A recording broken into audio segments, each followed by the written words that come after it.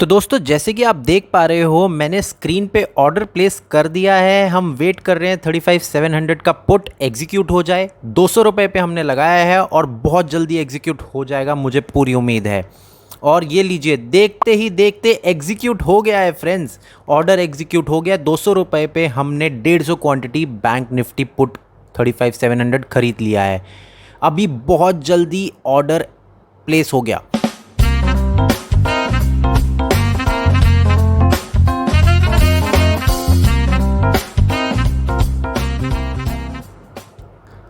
और ये लीजिए हमने 35,700 का पुट बेच भी दिया 206 रुपये पे, यानी 6 रुपये बढ़ के बेच दिया है। 150 क्वांटिटी थी, मुनाफा हुआ 900 रुपये का।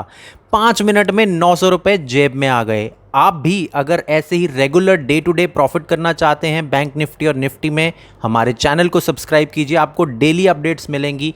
और हमारे इंस्टाग्राम और हमारे टेलीग्राम चैनल को ज़रूर लाइक कीजिए और सब्सक्राइब कीजिए, लिंक आपको डिस्क्रिप्शन में मिल जाएगा।